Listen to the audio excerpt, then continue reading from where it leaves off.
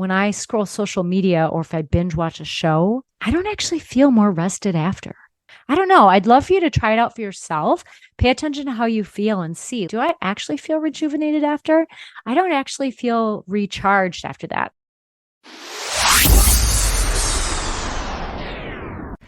Hi, I'm Jen Barnes, and you're about to experience how to ditch the old ways of doing things, embrace your neurodivergence, learn tips and tricks to function optimally, and love yourself, neurodivergence and all. Welcome to the Self-Loved Woman podcast.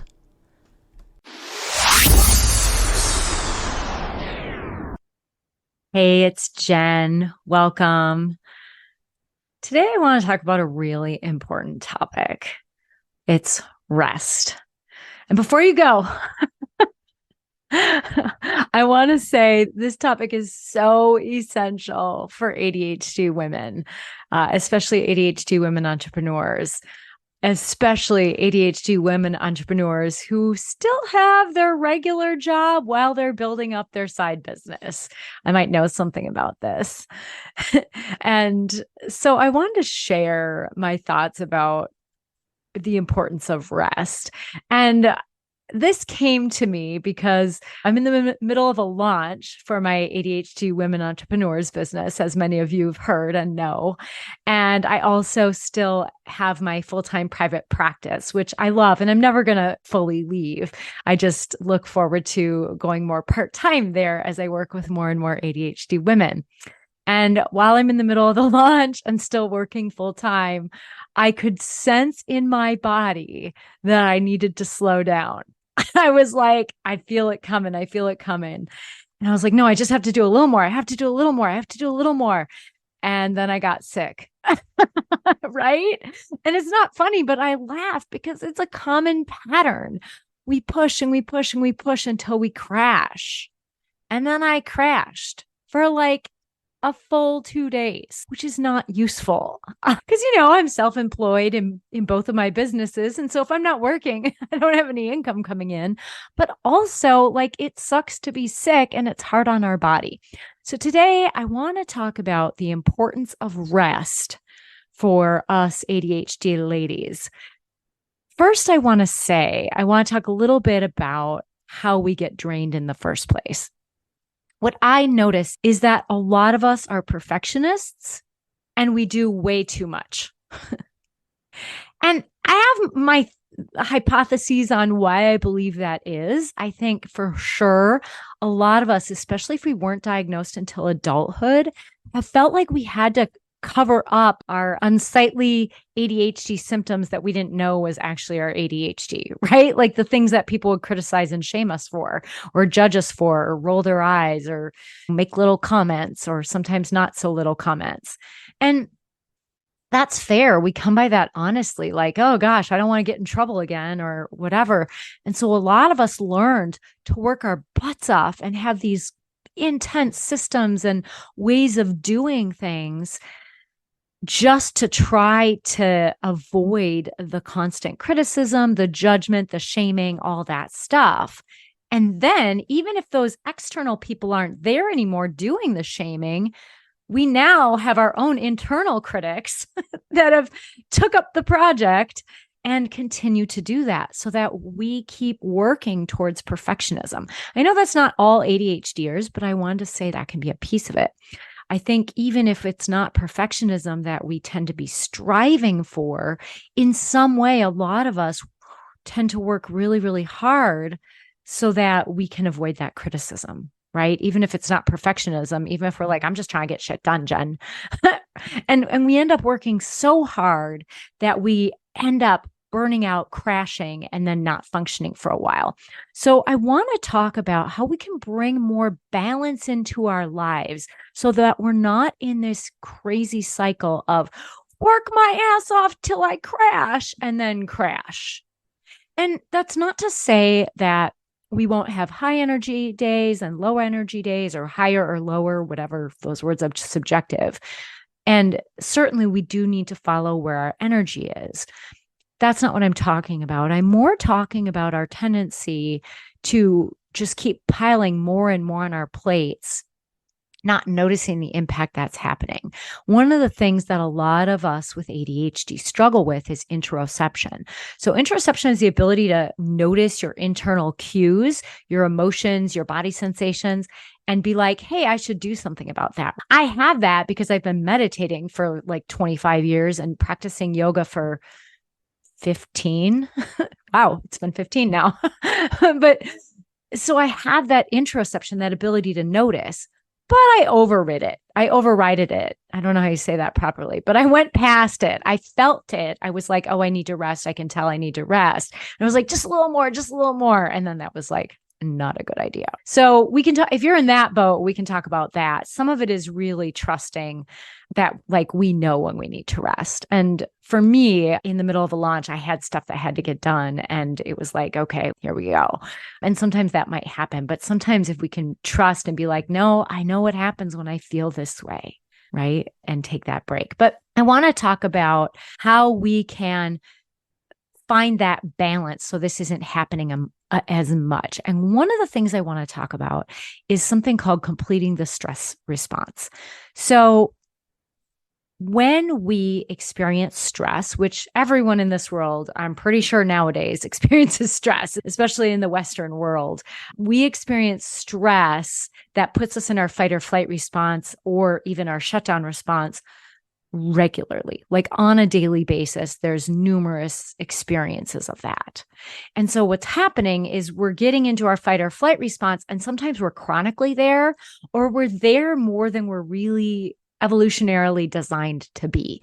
The fight or flight response, the shutdown response, those were meant to be like short-term responses when like a tiger was chasing us and we needed to get away. And then we would complete the stress response. I'll talk about how to do that and be done with it. But now we're in those protective responses a lot of the time, right? Like think about it for a moment. How often do you feel safe enough to connect, able to rest and digest, right? And like in the state of flow, maybe even a bit calm. I don't know about you, but I'm like, even as a yoga teacher and someone who meditates and puts a lot of energy into that, I still like find that I have to work on getting connected with that state. And just to be clear, our nervous systems aren't designed to always be in that state. That's not even possible. It's not what we're going for.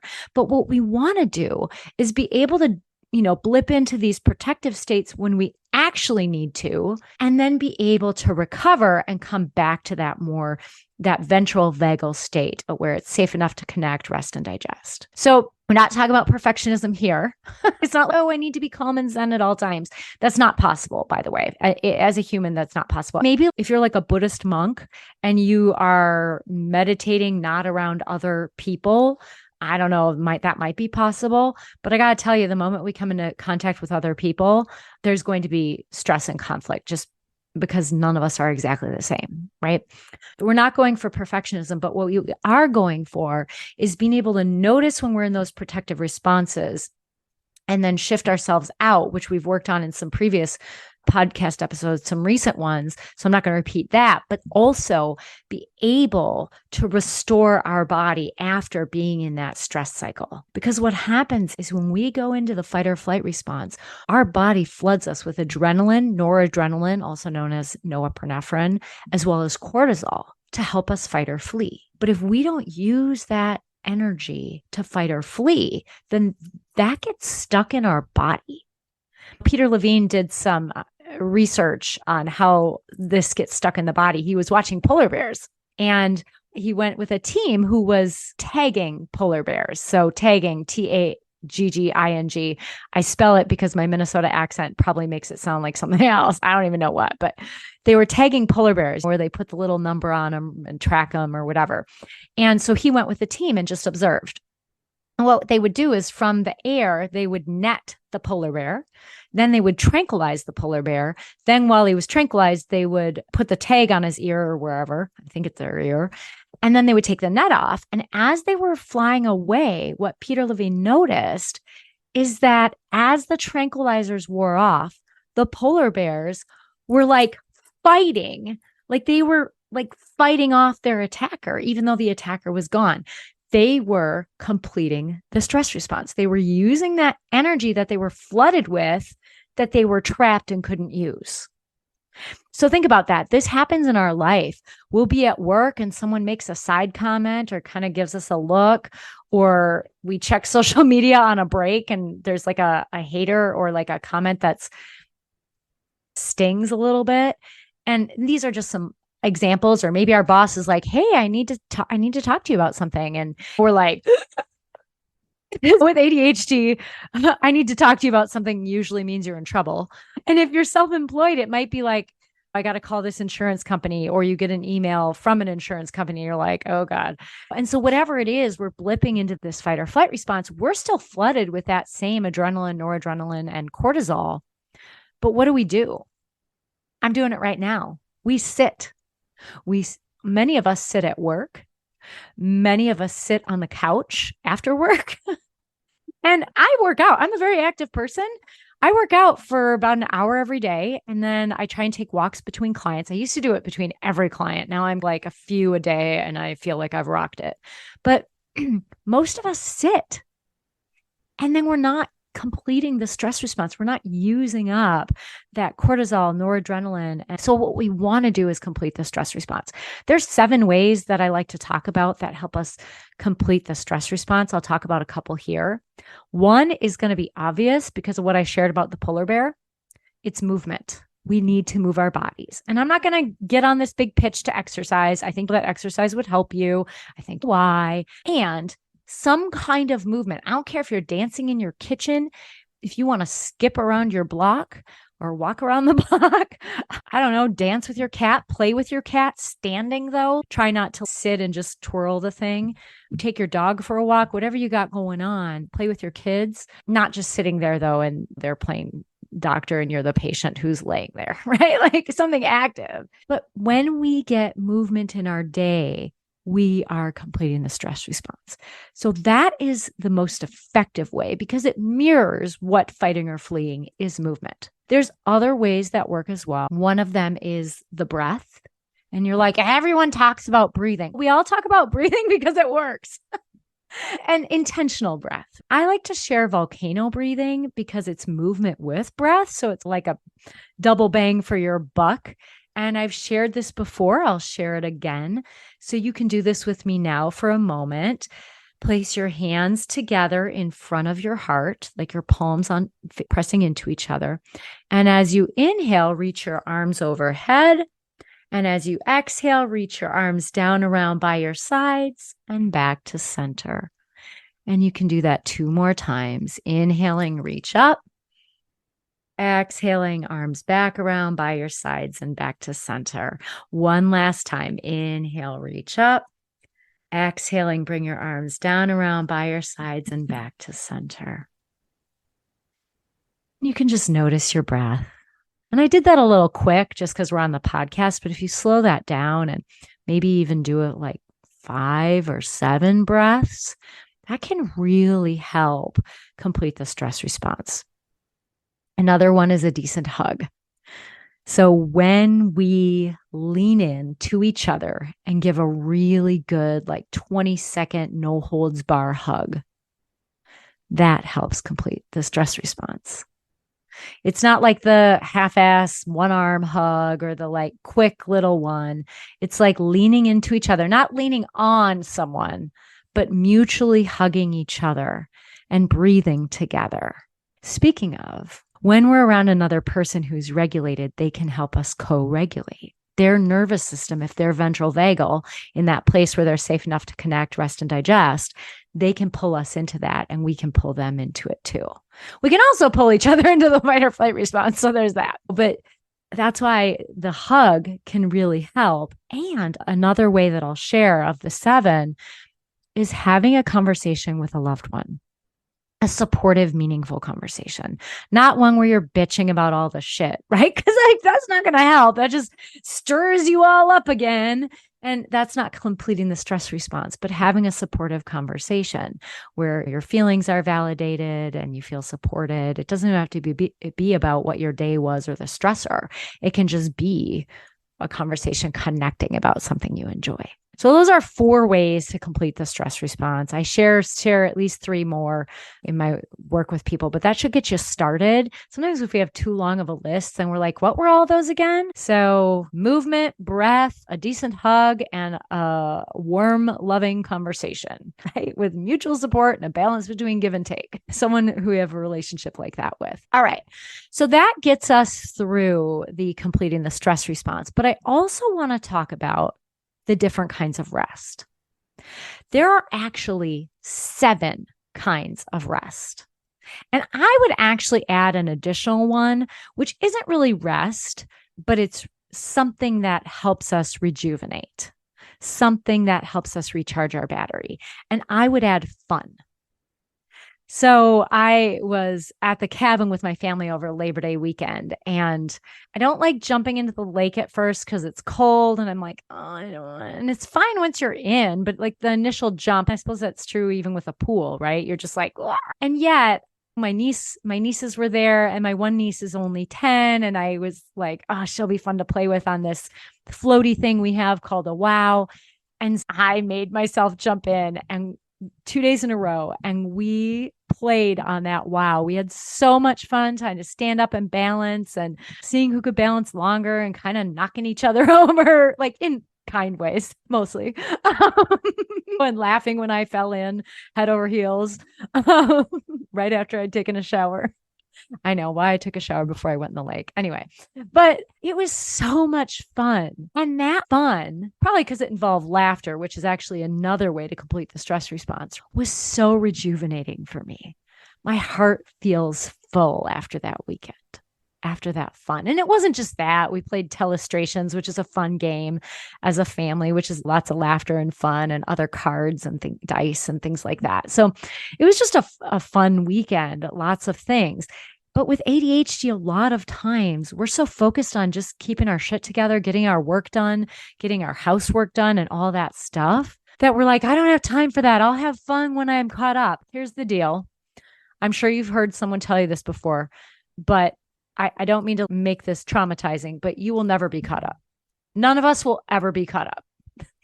There's just way too much to do in the world right now. This whole system of working 40 hours a week was never meant to be also keeping track of your house. Remember, when the 40-hour work week was coming around, that was just for men. The women stayed home and did all the house stuff. But now what's expected is that we all do both. And that's insane. It's just never going to happen, or we're never going to have fun and enjoy life. And to me, when I get to the end of my life, I don't want to be like, damn, I had a clean house. That was fantastic. Or, wow, yeah, I worked 60 hours a week and that was totally worth it. I mean, maybe that's worth it for you. Maybe one of your goals is to, I don't know, be a CEO or CFO of a big company. And then if that's your goal, then maybe, and that makes you happy, then your situation can be very different from mine. But for most of us, I think, especially if we're entrepreneurs and we're listening, we're like, I don't want to work 40 hours a week. That makes no sense with all the other stuff I have to do. Right. But whatever you're doing with that, you're never going to be caught up enough to have fun. You're never going to be caught up enough to go out to lunch with your coworkers. You're never going to be caught. The only ever time I've ever been caught up at work, and I am good at getting tasks done. For someone with ADHD, that is something I do well. But the only time you're really ever going to be caught up is when you switch jobs. It's true. You're never going to get anything done because stuff just gets piled. The same is true with your home. Yeah, okay, you might be caught up when you move until you get into your new house and have to unpack. I know people that it takes years to unpack, which probably means some decluttering is in order, but that's another episode. That's what I should do. I should have like a organizational expert on. I know someone. I'll see if I can get her. But anyway, we're never going to be caught up. So we just have to have the fun anyway, right? I'm in the middle of my lunch and I went and had fun over Labor Day weekend with my family. I had my computer out a couple times, but for no more than an hour total, because I really wanted to just focus on my family and have fun with them. And it was worth it because I came back feeling energized and refreshed and excited and with more ideas and things like that. So fun is a huge type of rest that isn't listed in the traditionally listed 7 types of rest that I find is essential. So the other ones are things that you've probably heard of. One is physical rest. And I think that's the most obvious. We all know we need to sleep. We all know we need to like rest, maybe reading a book. Certainly, there's active rest, like going for a walk or doing some yoga or stretching, getting a massage. But there can also just be resting on the couch. Now, I will say sometimes we might feel rested after watching a movie on the couch. But I don't know about you. When I scroll social media or if I binge watch a show, I don't actually feel more rested after. I don't know. I'd love for you to try it out for yourself. Pay attention to how you feel and see, do I actually feel rejuvenated after? I don't actually feel recharged after that. I do after watching a movie, especially if it's a movie I haven't seen. Like as much as I love Harry Potter, I've seen it so many times now. I don't know. It doesn't really feel like rest. It feels like numbing in some ways. Like checking out. Sometimes it's not. But I'd love for you to check that out and see what kind of rest is true physical rest for you. I would say scrolling on our phones is not. Those screens, the brightness for our eyes is not going to be restful. Your TV, I'd say, depending on what you're watching, you might feel rejuvenated after, but really giving ourselves chances to rest. Yoga, like I said, going for a walk, a massage, other things like that can be really good physical rest as well. Okay, so we've got physical rest down. I want to talk a little bit about mental rest. Now, if you're someone who the moment your head hits the pillow at night, your brain fires up and has some time to think, then you probably need some mental rest. So I'm going to tell you my number one strategy for that is brain dump journaling. The idea comes from Julie Cameron's morning pages, because what I found is when I was doing her morning pages, which is actually to help with creativity, I would write 2 to 3 pages. She says 3, but if I get to 2 or 3, I'm like, yeah, okay. But I write 2 to 3 pages every morning, and that just dumps the junk out of my brain, right? And that creates some mental rest. Meditation is also good for mental rest. Sitting in silence is good for mental rest. Taking breaks at work. If you're using like the Pomodoro method that I've talked about in other times, you do 25 minutes of work and then 5 minutes of rest. Like even getting up to go to the bathroom or fill your water bottle or going for a walk around the block if you have that ability in whatever work you do can really, really help give you that mental rest so your brain gets a break. The other thing I will say, if you're doing a lot of task switching, I think we all know this by now, multitasking is not a thing. And I get it. We have parts of our brain that thinks multitasking is a thing. I have a part of my brain that thinks multitasking is a thing, even though I've seen the data and the science behind how our brains cannot actually multitask. I still have a part that's like, oh, I can totally multitask. Like, I get it. I get that there's a part of you saying that. And what I'm telling you is our brains don't multitask. They switch between tasks, which can be incredibly draining on our brain, requiring even more mental rest. Plus, you should know over time, the more quote unquote multitasking, which is actually task switching that we do, the harder it is on our brain. And it makes it even like harder for us to focus because we get more distracted and we're out of practice on focusing on one thing. So trying to multitask is not good for ADHD, but also it's going to make you need even more mental rest. So something to think about there. Another big one for ADHD is sensory rest. A lot of us are highly sensitive souls. And sometimes we're highly sensitive in different ways, but a lot of us are highly sensitive to noise or light or other people's energy. I don't know, whatever it is. So it's important that we spend time maybe alone or in silence. Certainly meditation, maybe certain kinds of yoga could help with this, but certainly time away from screens to give us that rest. This would be a great spot for a bath, right? If you're someone who likes to take a bath, maybe have some essential oils or something like that, like a nice candle. Make sure you're using fire precaution.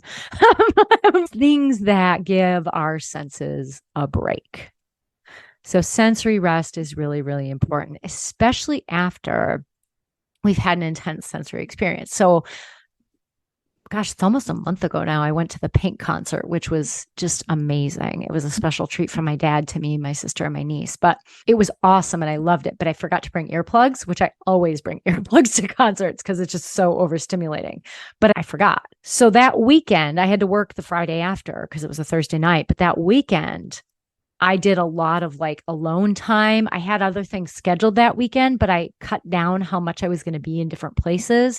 I had something scheduled Sunday morning that it completely canceled so that I could have some sensory break, right? And not have to take all that in. Being in nature is another good one for sensory rest because those are the natural sounds that our brains are designed to hear instead of all the synthetic stuff from our phones and our TVs and iPads, whatever else you got going on there. So video games. I don't know. Does anyone play video games? I'm not a video game player. I was big into the Commodore 64 versions of Pac-Man and Frogger. And Pole Position.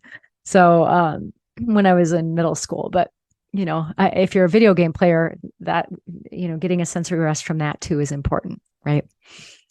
I definitely recommend a sensory break every night before bed, at least 30 minutes, no screens before bed. Technically, the recommendation is 60. So try and work up to that. I do notice, like last night, I did not do well turning my screens off an hour before bed. I just didn't sleep as well. And it was okay. It wasn't like awful, but I know I sleep so much more deeply when my screens are off before bed. So that sensory rest is super essential. All right. The next kind of rest we're going to talk about is emotional rest. So I think for a lot of us, this means not being around people. But I think it can also be being around people who you can be authentic with, who, when they ask how you are, you can actually respond, actually, I'm feeling frustrated right now, instead of I'm fine, right? It's being able to be authentic and feel safe doing so. And also giving ourselves space to feel our emotions. Journaling can help here. So just giving ourselves that space, connecting with others, getting the emotional support we need is really, really important for emotional rest. So I'm going to really say about that one. The next one we'll talk about is social rest. So this is different depending on if you're an introvert or an extrovert. And a lot of people get what it means to be an introvert or extrovert wrong. So I want to speak to that first. So extroverts tend to get their energy from being around people.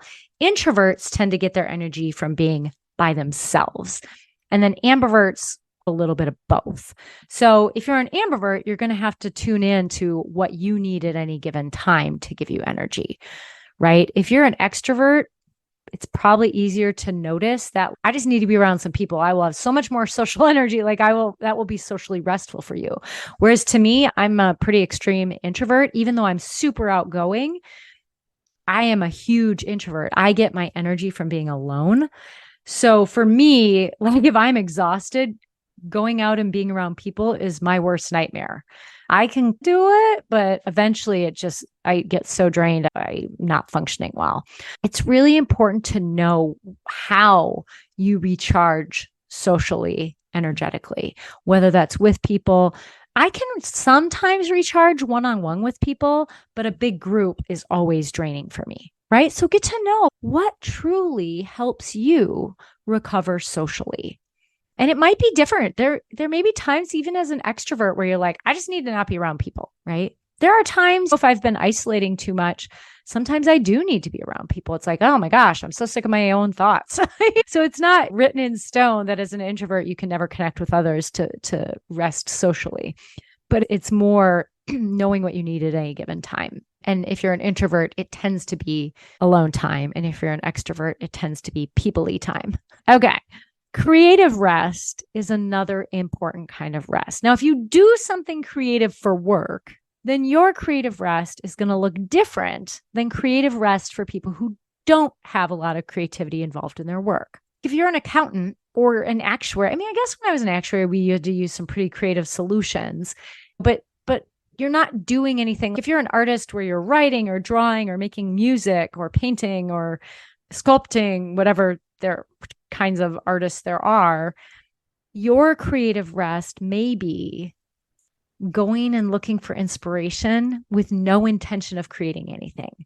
Like taking yourself on an artist date is what Julie Cameron calls it. Like just go out and enjoy a museum for the sole purpose of enjoying it, or maybe being in nature, or I don't know, drawing a tree for no one else to see but you. But whatever that is that gives you a break from your creative endeavor, or maybe doing a different creative endeavor than what you're used to. For those of us who don't do creative things as part of our main job, a creative rest for us could be engaging in a hobby. It could be learning how to paint, draw, or if you already know that, doing it. So finding your own way to work with your creativity, giving yourself a break from whatever your norm is. We use our creativity a lot as ADHD women. We use our creativity to solve problems. Like we are super, I like to say scrappy problem solvers, right? Because we're resourceful. We've had to be. We have a lot of stuff come up. And so it's like, all right, how am I going to get figure this out? And we just figure stuff out. It makes sense in our ADHD brains. So we are very creative, but sometimes to give ourselves a break from that kind of creativity, we can use our creativity in other ways.